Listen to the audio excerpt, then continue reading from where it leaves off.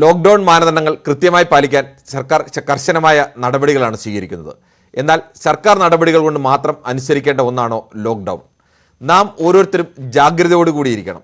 ഇത് നമ്മുടെ ഓരോരുത്തരുടെയും ജീവൻ്റെ വിലയാണ്, നമ്മുടെ സമൂഹത്തിൻ്റെ നാളെയുടെ വിഷയമാണ്. ആ ഉത്തരവാദിത്വം കാണിക്കാൻ ഇപ്പോഴും നമുക്ക് കഴിയുന്നുണ്ടോ? ഈ വിഷയമാണ് ഇന്ന് പൊതുവേദി ചർച്ച ചെയ്യുന്നത്.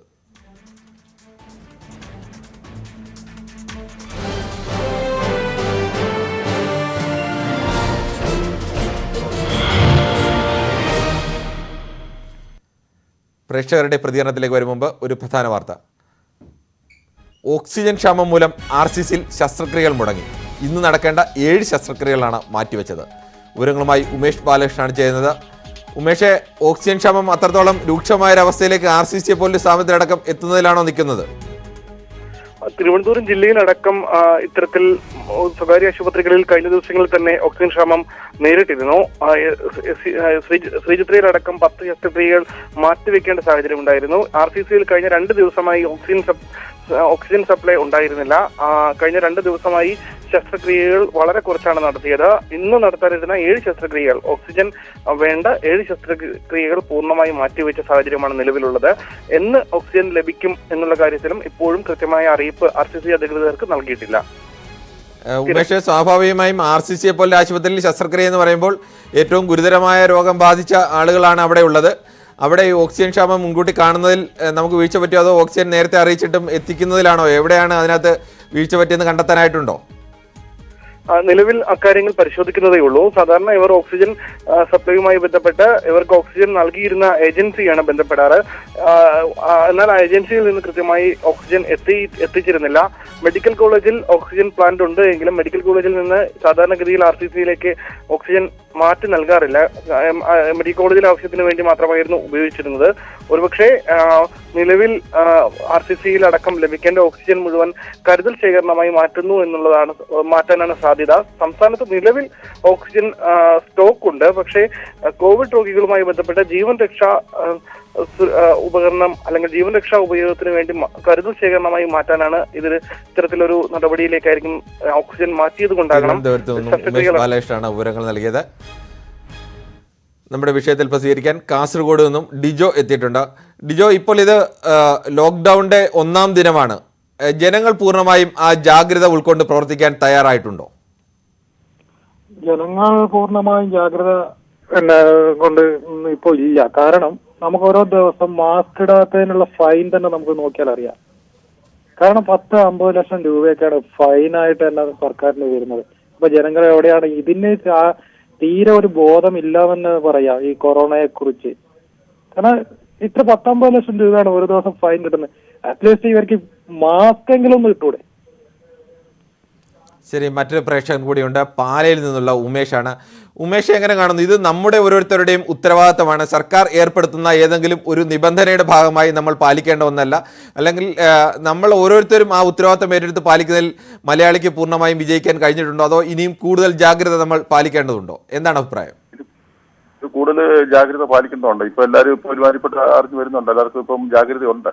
അത് തന്നെയല്ല, ഇപ്പൊ നമുക്ക് വേണ്ടി കഷ്ടപ്പെടുന്ന പോലീസ് ഉദ്യോഗസ്ഥന്മാരാണോ, അതുപോലെ നെയ്സുമാർ ഭയങ്കര കഷ്ടപ്പാടാണ് നമുക്ക് വേണ്ടി നടത്തുന്നത്. അത് നിങ്ങൾ അവരെ ആരെയും വിളിച്ച ഈ ചാനലിൽ ചർച്ച നടത്തുക, അവരുടെ ആ ബുദ്ധിമുട്ടോ പ്രയാസങ്ങളോ ഒന്നും പറയണ്ട. അവർ വന്ന് പറയുവാണെങ്കിൽ ഈ ഡോക്ടർമാർ പറയുന്നേക്കാളും കൂടുതൽ മനസ്സിലാവും ഞങ്ങൾക്ക്. പല ചാനലുകളും നഴ്സുമാരുടെ കഷ്ടപ്പാടുകളും നഴ്സുമാരെ ഈ കോവിഡ് കാലവും ദുരന്തവുമായിട്ട് ബന്ധപ്പെട്ട് നമ്മൾ മാലാഖ എന്ന തരത്തിലേക്ക് വലിയ ക്യാമ്പയിനുകളും ഇതെല്ലാം വാർത്തകളെല്ലാം നടന്നതാണ്. നമ്മളത് കാണാതിരിക്കുന്നില്ല, നമ്മളത് കാണുന്നുണ്ട്.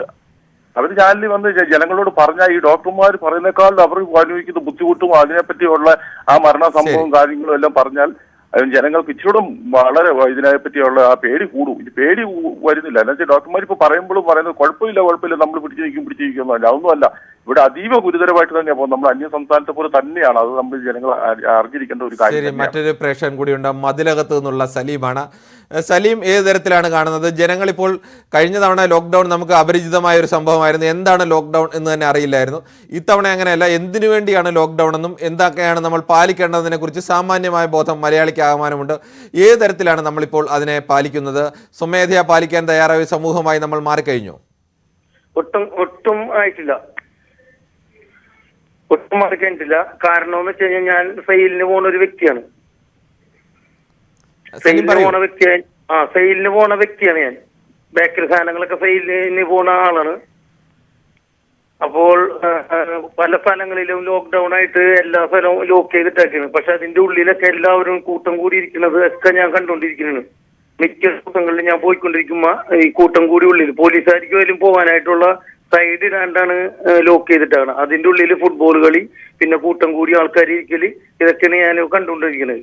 ഇത് നിങ്ങൾ ചാനലുകാര് ജാഗ്രത ജനങ്ങൾ ഇപ്പോഴും പാലിക്കുന്നില്ല എന്നുള്ള പരാതിയാണ് പ്രധാനമായും മധുരകത്ത് നിന്നുള്ള സലീം പ്രകടിപ്പിക്കുന്നത്. മറ്റു വെള്ളമുണ്ടയിൽ നിന്ന് സൂഫിയാണുള്ളത്. സൂഫിക്ക് ഈ വിഷയത്തിൽ പറയാനുള്ള പ്രതികരണം എന്താണ്? എനിക്ക് അഭിപ്രായത്തില് കണ്ടെയ്ൻമെന്റ് സോണില് ലോക്ക്ഡൌണിൽ തന്നെ പിന്നെ ജാഗ്രതാ സമിതി ഉണ്ട്. ആ ജാഗ്രതാ സമിതി നിർബന്ധമായും വീടുകളിൽ മിന്നൽ പരിശോധന നടത്തുക.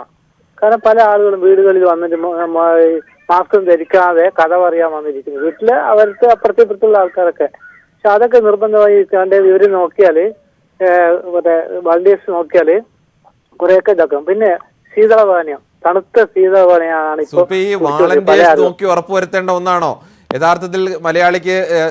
മറ്റ് സംസ്ഥാനങ്ങളെ അപേക്ഷിച്ച് എല്ലാ വിഷയത്തിലും സാമാന്യത്തിലധികം വിവരമുള്ളവരാണ്, അല്ലെങ്കിൽ എന്താണ് ഈ രോഗത്തിന്റെ അപകടാവസ്ഥയെക്കുറിച്ച് അറിയാവുന്നവരാണ്. നമ്മൾ തന്നെ കുറെ കൂടി ജാഗ്രത പാലിക്കണം. ആ തരത്തിലേക്കല്ലേ പോകേണ്ടത്? അല്ല ആരെങ്കിലും ഭയന്നോ അല്ലെങ്കിൽ ആരെങ്കിലും നിയമം പാലിക്കാൻ വേണ്ടിയാണോ ചെയ്യേണ്ടത്?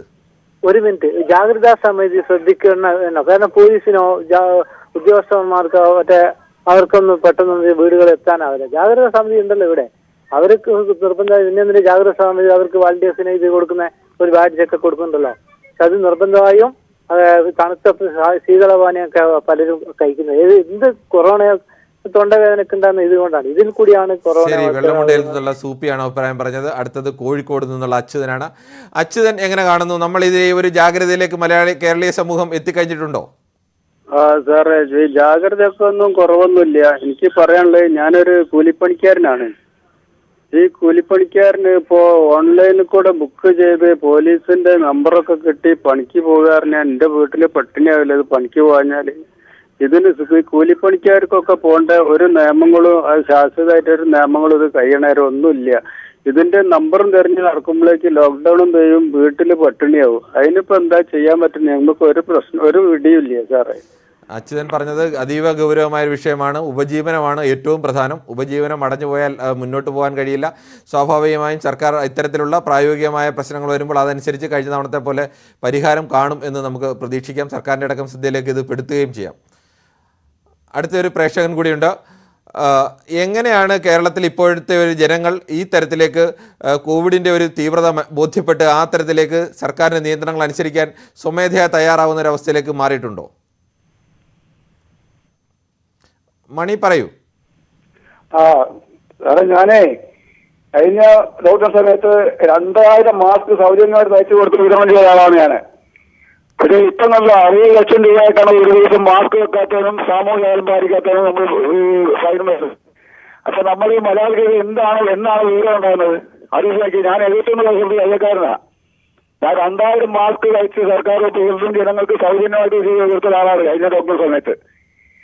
എന്നിട്ട് നമ്മൾ ഇപ്പോഴും വീട് ഉണ്ടാകുന്നത് കഷ്ടമാണ്. അതാണ് എനിക്ക് പറയാനുള്ളത്. ഉപ്പുതറയിൽ നിന്നുള്ള മണിയുടെ കഴിഞ്ഞ ലോക്ക്ഡൌൺ കാലത്തെ പ്രവർത്തനം വളരെ മാതൃകാപരമാണ്. അദ്ദേഹം 2000-ഓളം തയ്യൽക്കാരൻ 2000-ഓളം മാസ്ക് തയ്ച്ച് സൗജന്യമായി തന്നെ വിതരണം ചെയ്തു. സ്വാഭാവികമായി ഇപ്പോൾ ജനങ്ങൾ ആ മാസ്ക് കൃത്യമായി ധരിക്കാതിരിക്കുകയും സാമൂഹ്യ അകലം പാലിക്കാതിരിക്കുകയും ചെയ്യുമ്പോൾ അദ്ദേഹത്തിന് രോഷമുണ്ടാകുക സ്വാഭാവികമാണ്. മറ്റൊരു പ്രേക്ഷകൻ കൂടിയുണ്ട്. ഏത് തരത്തിലാണ് കേരളത്തിലെ ഇപ്പോഴത്തെ മാനദണ്ഡങ്ങൾ പാലിക്കാൻ കേരളീയ സമൂഹം പൂർണ്ണമായും ലോക്ക്ഡൌണിലേക്ക് വരേണ്ട ഒരു അവസ്ഥ വന്നു? സർക്കാർ പരമാവധി ലോക്ക്ഡൌൺ ഒഴിവാക്കിക്കൊണ്ട് നമ്മളെല്ലാം സാമൂഹ്യ അകലം പാലിക്കണമെന്നും കൃത്യമായി മാസ്ക് ധരിക്കണമെന്നും ആൾക്കൂട്ടം ഒഴിവാക്കണമെന്നെല്ലാം നിർദ്ദേശങ്ങൾ നൽകിയിരുന്നതാണ്. പക്ഷേ അത് പൂർണ്ണമായും പാലിക്കുന്നതിൽ നമുക്കടക്കം വീഴ്ച പറ്റിയിട്ടുണ്ട്. ഇനിയെങ്കിലും കേരളീയ സമൂഹം ഈ ഗൗരവം തിരിച്ചറിഞ്ഞ് പ്രവർത്തിക്കും എന്ന് പ്രതീക്ഷിക്കാമോ?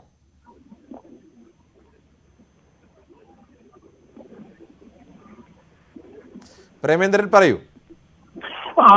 നമ്മള് കഴിഞ്ഞ പ്രാവശ്യമേ ഇവിടുത്തെ ലോക്ക്ഡൌൺ നമുക്ക് എല്ലാ മനുഷ്യർക്കും അറിയാം. ഇവിടെ മൊത്തം കേരളത്തില് നമ്മൾ ലോക്ക്ഡൌണിന് നല്ലതുപോലെ അനുഭവിച്ചതാണ്. അപ്പൊ ഇനിയെങ്കിലും ഇതാ ഇലക്ഷൻ ആണ് നമ്മളെ ഏറ്റവും ഇത്രയും കാലം ഏതൊരു ഭയങ്കരമായ ഒരു ഭീകരാവസ്ഥയിൽ എത്തിച്ചതെന്ന് എനിക്ക് പറയാനുള്ളത്. ഇനിയെങ്കിലും നമ്മൾ ശ്രദ്ധിക്കണം. ഇത് 3ാം തരംഗവും ഉണ്ടാകാൻ സാധ്യതയുണ്ട്. അപ്പൊ നമ്മളിപ്പോഴേ വാക്സിനൊക്കെ എടുത്ത് നമ്മൾ വീട്ടിലിരുന്ന് ഇതിനെ പ്രതിരോധിക്കുക മാത്രമേ മാർഗമുള്ളൂ. ശരി, കോട്ടയത്തു നിന്നുള്ള പ്രേമേന്ദ്രനാണ് സംസാരിച്ചത്. അടുത്തത് മഞ്ജുഷയാണ്. മഞ്ജുഷ ഇതിനെ ഏത് തരത്തിലാണ് വിലയിരുത്തുന്നത്? എനിക്ക് പറയാനുള്ളത്, പിണറായി സർക്കാരും പോലീസ് ഉദ്യോഗസ്ഥന്മാരും ആശാവർക്കർമാരും എല്ലാവരും ഒറ്റ കൈയോടെ എടുത്തിട്ട് പൊതുജനങ്ങളെ പുറത്തേക്ക് ഇറക്കാണ്ട് 1 മാസത്തോളം അടച്ചിട്ടാൽ നമ്മുടെ സമൂഹത്തിന് ഈ അസുഖങ്ങളെല്ലാം മാറി നിൽക്കും. നമ്മുടെ കേരളം 1ാം സ്ഥാനത്ത് തന്നെ വരണം. മറ്റു സംസ്ഥാനങ്ങളിൽ ഉപേക്ഷിച്ചിട്ട് നമ്മുടെ സംസ്ഥാനത്ത് ഒരു മഞ്ജുഷ, നേരത്തെ അച്ഛൻ എന്ന് പറഞ്ഞ തൃശ്ശൂരിൽ നിന്ന് ഒരാൾ ചൂണ്ടിക്കാട്ടിയതുപോലെ ഉപജീവന മാർഗത്തിനുള്ള പൂർണ്ണമായും ലോക്ക്ഡൌൺ എല്ലാവരും പുറത്തിറങ്ങരുത് എന്ന് പറയുമ്പോൾ സ്വാഭാവികമായും അന്നന്ന് പോയി പണിയെടുത്ത് ജീവിക്കുന്നവരുണ്ട്, അവരുടെ ഉപജീവന മാർഗം കൂടി അടയും. നമ്മൾ കൂടുതൽ ജാഗ്രതയോടുകൂടി ഈ നിയന്ത്രണങ്ങളെല്ലാം പാലിച്ചുകൊണ്ട് സമൂഹം മുന്നോട്ട് പോകലല്ലേ കൂടുതൽ അഭികാമ്യം? അല്ല സാറേ, അത് എന്ന് പറഞ്ഞു കഴിഞ്ഞാൽ ഒരാഴ്ച 1.5 ആഴ്ചയൊക്കെ നമ്മൾ വീട്ടിലടച്ചിരുന്നാൽ നമ്മുടെ കേരള സർക്കാർ തരണ അരിയും സാധനങ്ങളൊക്കെ എല്ലാവരും വീടുകളിലും ഉണ്ടാവും. അതൊന്നും ആരും കഷ്ടപ്പെടാൻ. നമുക്ക് രോഗമാണ് ഏറ്റവും വലുത്. ഈ സാധനങ്ങൾ ഉണ്ടായിട്ട് കാര്യമില്ല, നാളെ ഭക്ഷണം കഴിക്കാനും നമ്മൾ ജീവൻ വേണ്ടേ? അതെ, അത് തന്നെയാണ് തൃശ്ശൂരിൽ നിന്നുള്ള മഞ്ജുഷയുടെ അഭിപ്രായമാണ്. ജീവൻ ഏറ്റവും പ്രധാനമാണ്. നമ്മൾ കൃത്യമായും മാനദണ്ഡങ്ങൾ പാലിച്ചുകൊണ്ട് തന്നെ വീടിനകത്തിരുന്നെങ്കിൽ മാത്രമേ ഈ രോഗത്തെ ചെറുക്കാൻ കഴിയൂ. മറ്റൊരു പ്രേക്ഷകൻ കൂടിയുണ്ട്. ഏത് തരത്തിലാണ് കേരളീയ സമൂഹം ഇപ്പോൾ ഈ 2ാം തരംഗത്തിൻ്റെ തുടക്കഘട്ടത്തിലെല്ലാം സർക്കാർ നിരവധി തവണ നമ്മളോട് പറഞ്ഞിരുന്നതാണ് കൃത്യമായി സാമൂഹ്യ അകലം പാലിക്കണം, അതോടൊപ്പം തന്നെ മാസ്ക് കൃത്യമായി ധരിക്കണം. പക്ഷേ അതിലൊക്കെ ഒരു പരിധിവരെ നമ്മൾ പാലിച്ചെങ്കിലും പൂർണ്ണമായും പാലിക്കുന്നതിൽ നമ്മുടെ ജനതയ്ക്കടക്കം വീഴ്ച വന്നിട്ടുണ്ട് എന്ന് തന്നെയാണ് രോഗവ്യാപനം വർദ്ധിക്കുന്നത് തെളിയിക്കുന്നത്. ഇപ്പോഴെങ്കിലും നമ്മൾ അത് മാറിക്കൊണ്ട് ശരിയായ ഒരു ജാഗ്രതയിലേക്ക് നമ്മുടെ സമൂഹം എത്തിച്ചേരും എന്ന് പ്രതീക്ഷിക്കാമോ? രാധാകൃഷ്ണൻ പറയൂ. തീർച്ചയായിട്ടും നമ്മൾ ഈ കോവിഡിന്റെ 1ാം ഘട്ടത്തിൽ, അതായത് ഈ കഴിഞ്ഞ വർഷം നമ്മൾ വേണ്ടത്ര ഉൾക്കൊണ്ട ജനങ്ങൾ അതിലേക്ക് താതാത്മ്യം പ്രാപിച്ചില്ല എന്നാണ് നാം മനസ്സിലാക്കേണ്ടത്. എന്നാൽ ഇന്ന് കോവിഡ് വളരെ രൂക്ഷമായി നമ്മുടെ ജീവന് തീർച്ചയായും അപകടം സംഭവിക്കും എന്ന് നേരിട്ട് ബോധ്യം വരുന്ന തരത്തിലേക്ക് നമ്മുടെ കേരളത്തിലെ സംവിധാനം മാറിയപ്പോൾ ജനങ്ങൾ കുറെ കൂടി ഉൾക്കൊണ്ട് പ്രവർത്തിക്കുന്നുണ്ട് എന്ന് വേണം മനസ്സിലാക്കാൻ. ഇന്ന് തന്നെ നമ്മൾ മീഡിയയിൽ വരുന്ന റിപ്പോർട്ടുകൾ അനുസരിച്ച് പൂർണ്ണമായും ജനങ്ങൾ സമ്പൂർണ്ണമായിട്ടുള്ള അടച്ച് വീട്ടിലിരിക്കുന്ന ഒരു സംവിധാനത്തിലേക്ക് ജനങ്ങൾ എത്തിക്കഴിയുമെന്നാണ് മനസ്സിലാക്കുന്നത്. എന്നാൽ നേരത്തെ താങ്കൾ സൂചിപ്പിച്ചതുപോലെ നിത്യവൃത്തിക്ക് ഗതിയില്ലാത്ത പാവങ്ങൾ, അതായത് ഒരു കൂട്ടം കൂടി ഒരു വലിയ കമ്പനിയിൽ അല്ലെങ്കിൽ ഒരു ഫാക്ടറിയിൽ പ്രവർത്തിക്കുന്ന കണക്കല്ല, കൂലിപ്പണിക്കാർ ഏതെങ്കിലും ഒരു ചെറിയ പണികൾ, ഒരു വീട്ടിലൊരു പണി, ഒരു ചെറിയ മരാമത്ത് പണിയായിട്ട് ബന്ധപ്പെട്ട് അല്ലെങ്കിൽ അത്തരത്തിലുള്ള പണികൾ, ഒരു 1-2 പേര് ഒറ്റപ്പെട്ട ഒരു സ്ഥലത്ത് പോയി ജോലി എടുക്കുന്നത് കൊണ്ട് നമ്മൾ കൂട്ടം കൂടലിന്റെ ഒരു ബുദ്ധിമുട്ട് ഉണ്ടാകും എന്ന് കരുതുന്നില്ല. അങ്ങനെ സാധാരണക്കാരന്റെ ജീവിതം പൂർണ്ണമായും ബുദ്ധിമുട്ടിലാകാത്ത തരത്തിൽ, തീർച്ചയായും നമ്മുടെ കണ്ണി മുറിയുന്ന തരത്തിൽ 1-2 പേരുടെ തൊഴിൽ ഇടങ്ങൾ മാത്രം അവർക്ക് വേണ്ട തൊഴിൽ സംവിധാനങ്ങൾ ചെയ്യുന്നതിന് ബുദ്ധിമുട്ടില്ലാത്ത തരത്തിൽ സാധാരണക്കാരെ, കൂലിപ്പണിക്കാരെ അവരെ ജീവിതത്തിൽ ബാധിക്കാത്ത തരത്തിൽ നേരത്തെ താങ്കൾ സൂചിപ്പിച്ചതുപോലെ സമയക്രമം പാലിച്ചുകൊണ്ട് കൃത്യമായും നമുക്ക് ആർക്കും ബുദ്ധിമുട്ടില്ലാത്ത രാധാകൃഷ്ണൻ സമൂഹത്തിന്റെ പ്രായോഗികത കൂടി തിരിച്ചറിഞ്ഞുള്ള അഭിപ്രായമാണ് പറഞ്ഞത്. കോവിഡിന്റെ കണ്ണി മുറിക്കണം, അതിന് തന്നെ ആവണം 1ാമത്തെ പ്രാധാന്യം. ഒപ്പം നമ്മുടെ ഉപജീവന മാർഗം കോവിഡ് മാനദണ്ഡങ്ങൾ പാലിച്ചുകൊണ്ട് തന്നെ പുലർത്താനും കഴിയണം. മറ്റൊരു പ്രേക്ഷകൻ കൂടിയുണ്ട്, സജീവ്. സജീവ് ഇതിനെ ഏത് തരത്തിലാണ് വിലയിരുത്തുന്നത്? സാറത് ഈ സാമൂഹ്യ അകലം ജനങ്ങൾ കൂടുതൽ പേരും പാലിക്കുന്നില്ല. ഈ കൈ കഴുകുന്നതും പിന്നെ മാസ്ക് ഇടുന്നതും കുറെ ആളുകൾ ചെയ്യുന്നതിനും സാമൂഹിക അകലം എന്നുള്ളതിന്റെ പ്രസക്തി ജനങ്ങളിൽ അത്രത്തോളം എത്തിച്ചിട്ടുണ്ട് ഗവൺമെന്റ്. എന്തിന് സാമൂഹിക അകലം പാലിക്കണം എന്നുള്ളവർ പോലും കൂടുതലും അറിയത്തില്ല ആളുകൾക്ക്. ശരി, മറ്റൊരു പ്രേക്ഷകൻ കൂടിയുണ്ട്, വടകരയിൽ നിന്നുള്ള ബാലകൃഷ്ണനാണ്. ബാലകൃഷ്ണൻ ഏത് തരത്തിൽ കാണുന്നു? നമുക്കിപ്പോൾ കോവിഡിനെ സംബന്ധിച്ച് മലയാളിക്ക് ഏകദേശം ബോധ്യമുണ്ട്, അതിൻ്റെ തീവ്രതയെക്കുറിച്ചും അതിൻ്റെ അപകടത്തെക്കുറിച്ചും എല്ലാം ബോധ്യമുണ്ട്, എന്തെല്ലാമാണ് അതിനെ പ്രതിരോധിക്കാൻ ചെയ്യേണ്ടതെന്നും ബോധ്യമുണ്ട്. അപ്പോഴും നമ്മുടെ സമൂഹം പൂർണ്ണമായി ഇതൊക്കെ പാലിക്കാൻ തയ്യാറാവുന്ന ഒരു രീതിയിലേക്ക് മാറിയിട്ടുണ്ടോ? സാറേ, സ്വാർത്ഥത എന്ന് കേൾക്കാമോ? കേൾക്കാം, പറയൂ. സ്വാർത്ഥത എന്ന് പറഞ്ഞാൽ അവനവന്റെ കുടുംബത്തിന് വേണ്ടിയല്ലേ. ഇപ്പൊ കൂലിപ്പണിക്ക് പോകുന്ന ആള് എന്ന് പറഞ്ഞാൽ അവർക്ക് ബുദ്ധിമുട്ടുണ്ട് എന്ന് പറയുന്നില്ല. എന്താ സാറേ അർത്ഥം? അവർ കൂലിപ്പണിക്ക് പോയിട്ട് സമ്പാദിച്ചു കൊണ്ടുവരുന്ന അവരുടെ കുടുംബത്തിന് വേണ്ടിയല്ലേ. ഒരു കുറച്ചു കാലം ഒന്നും അടങ്ങി ഒതുങ്ങി ഇരുന്ന് എവിടുന്ന് കടവോ മേടിച്ച് ജീവിച്ചാൽ നമ്മുടെ കുടുംബത്തിനെ സംരക്ഷിക്കാനാവില്ലേ? വീട്ടിൽ കുട്ടികളും പ്രായമായവരൊക്കെ ഇല്ലേ? ഈ കൂലിപ്പണിക്കാർ എല്ലാവർക്കും ദാരിദ്ര്യമുണ്ട് സാറേ. ഞാനും കൂലിപ്പണിക്കാരനാണ്. ഇതൊക്കെ എന്ന് വെച്ചാൽ നമ്മൾ മനസ്സിലാക്കേണ്ടത് നമ്മളൊരു രോഗത്തിന് ചെറുക്കാൻ വേണ്ടിയാ, ആരെയും ഒരു വാശിയൊന്നും അല്ല ഇത്. അപ്പൊ അത് അവനവന്റെ കുടുംബത്തോട് അല്പമെങ്കിലും സ്നേഹം ഉണ്ടെങ്കിൽ ഒരു തരിക പോലും സമൂഹത്തോട് വേണ്ട, അവനവന്റെ കുടുംബത്തോടെങ്കിലും ഒരു ബാധ്യത ഉണ്ടെങ്കിൽ ആരും പുറത്തിറങ്ങൂല എന്നാണ് എന്റെ ധാരണ. ഇറങ്ങാൻ പാടില്ല എന്നാണ് എന്റെ ധാരണ. ശരി, വടകരയിൽ നിന്നുള്ള ബാലകൃഷ്ണനാണ് അഭിപ്രായം പറഞ്ഞത്. മറ്റേത് പല്ലശ്ശേരിയിൽ നിന്നുള്ള പരമേശ്വരനാണ് ഇനി അഭിപ്രായം പറയുന്നത്. പരമേശ്വരൻ, താങ്കൾ ഏത് തരത്തിലാണ് ഇതിനെ കാണുന്നത്? മലയാളി സമൂഹം പൂർണ്ണമായും ആ ഗൗരവം ഉൾക്കൊണ്ടുകൊണ്ട് ഒരു ജാഗ്രത പാലിക്കാൻ തയ്യാറായിട്ടുണ്ടോ? ഞാൻ പല്ലസേനയിലെ ചെണ്ടക്കോൽ നിർമ്മാതാവാണ്. ഞങ്ങളുടെ വാദ്യ കലാകാരന്റെ മാർക്കുള്ള ചെണ്ടക്കോൽ നിർമ്മിക്കുന്ന ആളാണേ. ശരി, പറയൂ. ഞങ്ങളുടെ വാദ്യകലയെ നിന്നിരിക്കുകയാണ്. നമ്മൾക്ക് പറയാനുള്ളത് സർക്കാരിൽ നിന്ന് എന്തെങ്കിലും ഒരു സഹായം തരണം എന്ന് മാത്രമാണ് എനിക്ക് അഭ്യർത്ഥിക്കാനുള്ളത്. പിന്നെ ഞങ്ങൾ കോവിഡ് മാനദണ്ഡങ്ങളൊക്കെ പാലിക്കുന്നുണ്ട്. വെളിയിലൊന്നും പോലുള്ള വീട്ടിൽ തന്നെ ഇരിക്കുന്നുണ്ട്. ശരി, അദ്ദേഹം പല്ലശ്ശേനയിൽ നിന്നുള്ള പരമേശ്വരൻ പറഞ്ഞതും ഗൗരവമായ ഒരു വിഷയം തന്നെയാണ്. വാദ്യ കലാകാരന്മാർക്ക് ഉത്സവങ്ങൾ നടന്നെങ്കിൽ മാത്രമേ അവർക്ക് അവരുടെ ഉപജീവന മാർഗത്തിന് വഴി കണ്ടെത്താനാവൂ. അതുകൊണ്ട് തന്നെ അവർക്കും സഹായം ലഭിക്കേണ്ടതുണ്ട്. സർക്കാർ ഇതുപോലെ ജോലി നഷ്ടപ്പെടുന്നവർക്ക് വിവിധ തരത്തിലുള്ള സഹായങ്ങൾ ചെയ്യുന്നുണ്ട്. ഇനിയും കൂടുതൽ സഹായം ഉണ്ടാകുമെന്ന് നമുക്ക് പ്രതീക്ഷിക്കാം. ഇനിയൊരു ഇടവേളയാണ്. ഇടവേളയ്ക്ക് ശേഷം ന്യൂസ് 18 പൊതുവേദി തുടരും.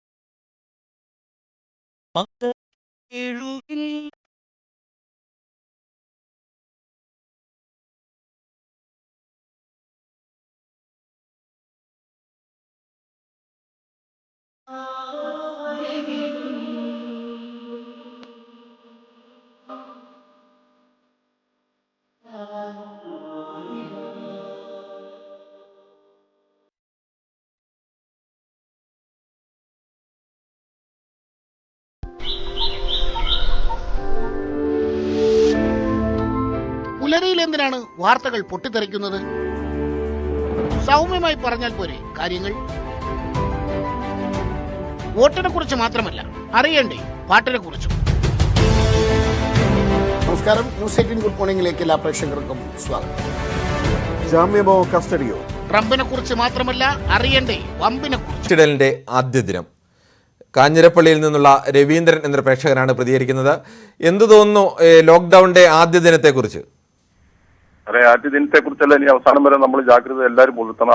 അവനവൻ്റെതായ ജാഗ്രത പുലർത്തിയാൽ എല്ലാവർക്കും തന്നെ ഇത് നല്ല ഗുണമാണ്. പക്ഷെ ഒരു കാര്യം പറയാതിരിക്കാൻ ഒക്കെയല്ല, നമുക്ക് കിറ്റും കാര്യങ്ങളും എല്ലാം സർക്കാരിന്റെ എല്ലാ ആനുകൂല്യങ്ങളും കിട്ടി. പക്ഷെ നമുക്ക് കഴിഞ്ഞ പ്രാവശ്യത്തെ കോവിഡിന്റെ ഇത് ലോക്ക്ഡൌണിന്റെ കാലാവധി കഴിയാൻ നോക്കിയിരുന്നു. ഞങ്ങളോട് ഇവിടുത്തെ സർക്കാരിന്റെ എല്ലാവിധ സ്ഥാപനങ്ങളിലും പിരിവ് വന്ന് ഞങ്ങളുടെ കറണ്ട് ബില്ലൊക്കെ ഊരിക്കൊണ്ട് 5000 രൂപ 6000 രൂപ വന്ന് 2000 അടയ്ക്കാം 3000 അടയ്ക്കാന്ന് പറഞ്ഞിട്ട് പോലും സംഭവിക്കില്ല. സർക്കാരിന്റെ ഉത്തരവാദിത്തം പാലിച്ച പറ്റത്തുള്ളൂ തോന്നി കഴിഞ്ഞ ആഴ്ച വന്ന് ഞങ്ങളുടെ എല്ലാം ഊരിയിട്ട് പിന്നെ ഞങ്ങൾ പോയി 5000 രൂപ 6000 രൂപ ഒക്കെ അതുപോലെ ഞങ്ങൾ ബൈക്കൊക്കെ ഉള്ളവരുടെയൊക്കെ CC ഒക്കെ മുടങ്ങിയിട്ട് വണ്ടിക്കാർ വന്ന് വെള്ളം ഉണ്ടാക്കുന്നു. ബാങ്കുകാരെ ഡെയിലിയിൽ നിന്ന് എടുത്ത പൈസ ഇതൊക്കെ എങ്ങനെ ഞങ്ങൾ അവസാനം വിട്ടു. ഇതുപോലെ 1 വർഷം 2 വർഷം ഇരുന്ന കിറ്റും കിട്ടും കാര്യങ്ങളൊക്കെ കിട്ടും. ശരിയാ, നമ്മളിരിക്കണം ജാഗ്രതയാണ്. ഇത് കടുത്ത രോഗമാണ്, സംഭവം ശരിയാണ്.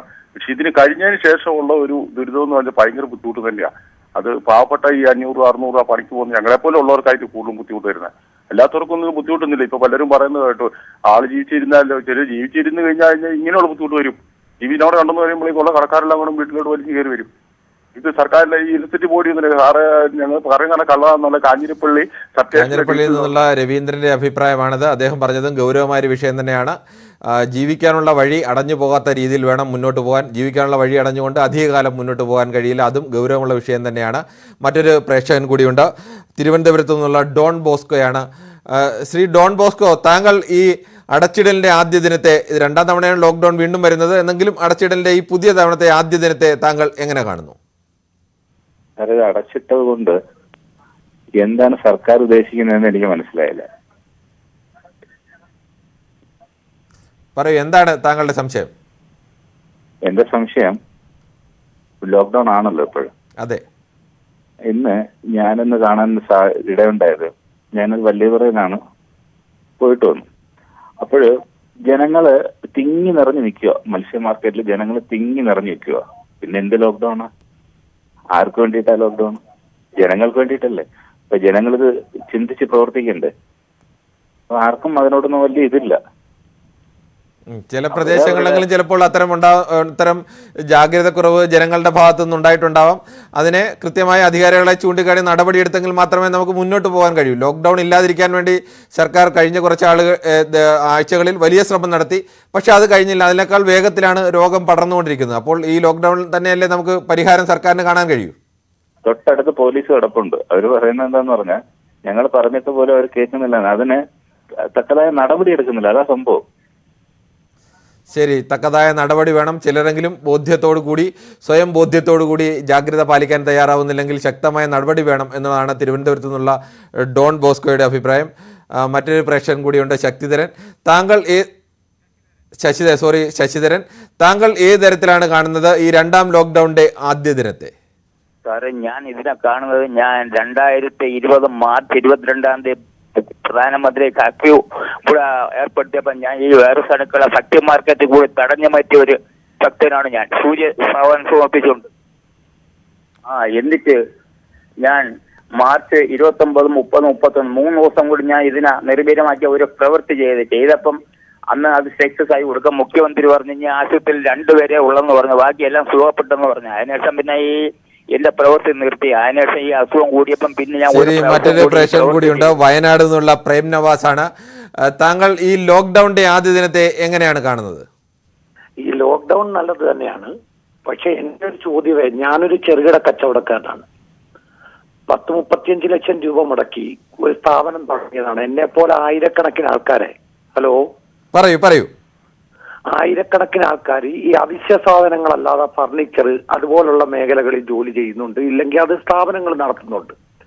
പക്ഷെ അവർക്കൊക്കെ എന്ത് ഈ സർക്കാർ ചെയ്യുന്നുണ്ട്, കേന്ദ്ര സർക്കാർ ചെയ്യുന്നുണ്ട്. പക്ഷെ അതുപോലെ തന്നെ ഈ രോഗം എന്ന് അവസാനിക്കുമെന്നോ ഇതിനൊരു ടൈം ഫ്രെയിം ഇല്ല. ഈ മരുന്ന് കൊണ്ട് പ്രയോജനം 1 വർഷം, അത് കഴിഞ്ഞാൽ വീണ്ടും ഈ കൊറോണ വൈറസ് മാറിയാൽ, രൂപഭേദം മാറിക്കഴിഞ്ഞാൽ വീണ്ടും അടുത്ത വാക്സിൻ എടുക്കേണ്ടി വരും. അപ്പൊ ഇങ്ങനെയൊന്നും ഇല്ലാത്ത ഒരു കാലഘട്ടത്തിൽ നമുക്ക് 10-40 ലക്ഷം രൂപയുടെ അടുത്ത് ഞാൻ മുടക്കിയിട്ട ഒരു സ്ഥാപനം തുടങ്ങിയത്. എനിക്ക് ഈ 1 വർഷം കൊണ്ട് അതിൽ ഒരു 5 ലക്ഷം രൂപ പോലും എനിക്ക് ഉണ്ടാക്കാൻ പറ്റിയിട്ടില്ല. അപ്പൊ ഞാൻ എങ്ങനെ നിൽക്കും? മുന്നോട്ട് പോകുമ്പോ എനിക്ക് ആത്മഹത്യയുടെ മാർഗം കാണത്തുള്ളൂ. അപ്പൊ അതിനെന്തെങ്കിലും ഒരു പോംവഴികൾ, ചെറുകിട കച്ചവടക്കാരെ പിടിച്ചു നിർത്താൻ എന്തെങ്കിലും ഒരു പോംവഴി. ഇപ്പൊ പ്രധാനമന്ത്രി വയനാട് നിന്നുള്ള പ്രേം നവാസ് പറഞ്ഞതും അതീവ ഗൗരവമായ ഒരു വിഷയം തന്നെയാണ്. ഇങ്ങനെ പലയിടത്തും ലോൺ എടുത്തും പല കച്ചവടം തുടങ്ങിയവർ കാണും. അവരുടെ എല്ലാം കഴിഞ്ഞ 1 വർഷമായി അവരുടെ കച്ചവടമാകെ മുന്നോട്ട് പോകാൻ കഴിയാത്ത അവസ്ഥയിലാണ്. കഷ്ടിച്ചൊന്ന് വീണ്ടും കച്ചവടം പച്ചപിടിച്ച് വന്ന ഘട്ടത്തിലാണ് വീണ്ടും 2ാം തരംഗമുണ്ടായതും ലോക്ക്ഡൌണിലേക്ക് നീങ്ങുന്നതും. സ്വാഭാവികമാണ്, ഒരുപാട് പേർക്ക് ഇത്തരം കഷ്ടപ്പാടുകൾ ഉണ്ടായി കാണും. അത് പരിഹരിക്കാൻ സർക്കാരുകളും വേണ്ട രീതിയിൽ അത് ഇടപെടും എന്ന് നമുക്ക് പ്രതീക്ഷിക്കാം. മറ്റൊരു പ്രേക്ഷകൻ കൂടിയുണ്ട്, ഉണ്ണി ചെറുപ്പളശ്ശേരിയിൽ നിന്നാണ്. ഉണ്ണി, താങ്കൾ ഏത് തരത്തിലാണ് ഈ 2ാം ലോക്ക്ഡൌണിനെ കാണുന്നത്? ജനങ്ങൾ കൂടുതൽ ജാഗ്രതയോടുകൂടി ഇപ്പോൾ ഈ മാനദണ്ഡങ്ങൾ പാലിക്കാൻ തയ്യാറാവുന്നുണ്ടോ? അങ്ങനെയല്ല, നമ്മൾ ഈ സർക്കാർ മാത്രം വിചാരിച്ചാൽ ഈ കോവിഡിന്റെ ഈ തീവ്രത കുറയ്ക്കാൻ സാധിക്കില്ല. നമ്മൾ ഓരോരുത്തരും ഇത് ഏറ്റെടുക്കണം. നമ്മൾ ഓരോരുത്തരും ഇത് നമ്മുടെയും കൂടി കാര്യമാണെന്ന് ഏറ്റെടുത്ത് അതിൽ ഇടപെട്ടാൽ മാത്രമേ ഇത് മാറുകയുള്ളൂ. ഇപ്പൊ നമ്മൾ കുറച്ചു മുമ്പ് കാണിച്ചു, ഓക്സിജൻ കിട്ടാതെ ഓപ്പറേഷൻ മാറ്റി വെക്കുന്ന സ്ഥിതിയിലോട്ട് പോയിക്കൊണ്ടിരിക്കുന്നു. അതുപോലെ തന്നെ തിരുവനന്തപുരത്തും പാലക്കാടും ഒക്കെ ആളുകളുടെ മൃതദേഹം സംസ്കരിക്കാൻ വെയിറ്റിംഗ് ലിസ്റ്റിൽ കാവലിരിക്കേണ്ട സ്ഥിതിയിലോട്ട് പോയിക്കൊണ്ടിരിക്കുന്നു. അപ്പൊ അതിലേക്ക് നമ്മൾ ഓരോരുത്തരും ഇതെല്ലാം കണ്ട് സ്വയം ബോധവൽക്കരണം നടത്തിയിട്ട് ഇതിനു വേണ്ടി നമ്മൾ തയ്യാറെടുത്ത് കഴിയുന്നതും പുറത്തിറങ്ങാതെ നമ്മുടെ വീടുകളിലേക്ക് തിരിച്ചു പോവുകയാണ് വേണ്ടത്. പിന്നെ ഇതിനകത്ത് തന്നെ ഈ കോവിഡ് ഇത് നിരോധനം ചെയ്യുമ്പോൾ തന്നെ ഒരുപാട് വിഭാഗങ്ങളെ പറഞ്ഞു. ഇപ്പൊ നിർമ്മാണ മേഖല പ്രവർത്തിക്കാമെന്നാണ് പറഞ്ഞത്. നിർമ്മാണ മേഖല പ്രവർത്തിക്കുമ്പം അതിന്റെ മെറ്റീരിയൽസ് കിട്ടുന്ന കടകൾ തുറക്കാതെ ഇതിലെങ്ങനെ നിർമ്മാണ തൊഴിലാളികൾ പ്രവർത്തിക്കുമെന്ന് അറിയുന്നില്ല. അപ്പൊ ഒന്നൊരു ക്ലാരിഫിക്കേഷൻ വേണം. ഒന്നെങ്കിൽ അതിനും കൂടി അടച്ചിടുക, അതല്ലെങ്കിൽ അതിന് വേണ്ടിയുള്ള സംവിധാനം ഉണ്ടാക്കാനുള്ള ശ്രമം കൂടി നടത്തണം. അങ്ങനെ സർക്കാർ ചെർപ്പുളശ്ശേരിയിൽ നിന്നുള്ള ഉണ്ണിയാണ് അഭിപ്രായം പറഞ്ഞത്. പ്രായോഗികമായ നിർദ്ദേശങ്ങളാണ് അദ്ദേഹം അടക്കം മുന്നോട്ട് വെച്ചത്. മറ്റൊരു പ്രേക്ഷകൻ കൂടിയുണ്ട്, കണ്ണൂരിൽ നിന്നുള്ള ആനന്ദനാണ്. ശ്രീ ആനന്ദൻ, താങ്കൾ ഏത് തരത്തിലാണ് കാണുന്നത്? പഴയതുപോലെയല്ല, ഇപ്പോൾ കൂടുതൽ ഗൗരവം കേരളത്തിലെ ജനതയ്ക്ക് ഉണ്ടായിട്ടുണ്ട് എന്ന് കരുതുന്നുണ്ടോ? തീർച്ചയായിട്ടും ഉണ്ടായിട്ടുണ്ട്. ഇപ്പൊ എന്റെ നാടായ കണ്ണൂരിൽ നിന്നുള്ള സ്ഥലമായ തിലാനൂർ എന്ന സ്ഥലത്ത് ഞാൻ രാവിലെ പോയപ്പോൾ വളരെ വിജനമായിട്ടാണ് പിന്നെ നമ്മളെ നാടും നഗരമൊക്കെ കണ്ടത്. മുന്നേ ഒക്കെ എന്ന് പറഞ്ഞാൽ കഴിഞ്ഞ പ്രാവശ്യത്തെ ലോക്ക്ഡൌണിൽ ഒരുപാട് ആൾക്കാർ പുറത്തേക്ക് ഇറങ്ങിയിട്ടും പോലീസും മറ്റുള്ളവരൊക്കെ നിയന്ത്രിക്കേണ്ടി വന്നിട്ടുണ്ട്. പക്ഷെ ഇപ്പൊ ശരിക്കും പറഞ്ഞാൽ അതിന്റെ ആവശ്യമില്ല തന്നെയാണ് തോന്നുന്നത്. ജനങ്ങൾ കുറച്ചൊരു ഗൗരവത്തോടെ കാണുന്നുണ്ട് ഇത്. ആരും എന്നാ വെച്ച് കഴിഞ്ഞാൽ കടകളല്ലാതെ കടയിൽ സാധനം വാങ്ങാൻ വേണ്ടിയിട്ട് പോലും ഒരു ആൾക്കാരെയും കാണുന്നുണ്ടിട്ടില്ല റോഡ് മേലൊന്നും. ഇത് എന്ന് വെച്ച് കഴിഞ്ഞാല് വളരെ ഗൗരവമായിട്ട് കാണേണ്ട ഒരു അവസ്ഥ തന്നെയാണ് ഇത്. അത്തരം ഒരു ഗൗരവമാണ് ജനങ്ങളിൽ നിന്നും സ്വാഭാവികമായും സർക്കാരും പ്രതീക്ഷിക്കുന്നത്. മറ്റൊരു പ്രേക്ഷകൻ കൂടിയുണ്ട് പ്രതികരിക്കാൻ. കോട്ടയത്ത് നിന്നുള്ള ബിനു ആണ്. ബിനു, ഏത് തരത്തിലാണ് കാണുന്നത്? കേരളീയർ സ്വാഭാവികമായും ഈ ലോക്ക്ഡൌൺ കാലത്തായി എത്തിയപ്പോഴേക്കും കൂടുതൽ ജാഗ്രത പാലിക്കാൻ സ്വയം തയ്യാറാവുന്നുണ്ടോ? ജനങ്ങള് സ്വയം കൂലിപ്പണിക്കാരെ സംബന്ധിച്ചിടത്തോളം വലിയ പ്രശ്നം നേരിടുന്നുണ്ട്. കാരണം കൂലിപ്പണിക്കാരൻ അടുത്തൊരു പറമ്പിലോ അല്ലെങ്കിൽ ജനങ്ങൾ അധികം വാസമില്ലാത്തടത്തൊരു ജോലി ചെയ്യുന്നതുകൊണ്ട് പ്രത്യേകിച്ച് കോവിഡ് പകരുന്നൊന്നും തോന്നുന്നില്ല. പിന്നെ എനിക്ക് പറയാനുള്ളൊരു, നമ്മുടെ ഈ ആരാധനാലയങ്ങൾ ഒരു പ്രധാന പങ്ക് വഹിച്ചിട്ടുണ്ട്. കാര്യം അതൊന്നും ജനങ്ങൾക്കത്ര ഈ ഒരു സമയത്ത് അതിൻ്റെ ഒന്നും അത്ര ആവശ്യമുണ്ടെന്ന് എനിക്ക് തോന്നുന്നില്ല. എൻ്റെ ഒരു വ്യക്തിപര അഭിപ്രായമാണ്. ഈ പൂരം നടത്തിയതും അത്ര ജനങ്ങള് ഇതായിട്ട് ഇടപെടാൻ ഒരു സാഹചര്യമൊക്കെ എതിരെ ബാധിച്ചായിരുന്നു. സർക്കാർ എടുത്ത വളരെ നല്ലൊരു തീരുമാനം. കാര്യം ഇതല്ലാതെ വേറൊരു മാർഗമില്ല സർക്കാർ. ശരി, കോട്ടയത്ത് നിന്നുള്ള ബിനു ആണ് അഭിപ്രായം പറഞ്ഞത്. ഭൂരിഭാഗം പ്രേക്ഷകരും അഭിപ്രായം പറഞ്ഞത് കൂടുതൽ കർശനമായ ജാഗ്രതയോടുകൂടി നമ്മൾ മാനദണ്ഡങ്ങൾ പാലിക്കാൻ ജനങ്ങൾ സ്വയം തയ്യാറാവണം.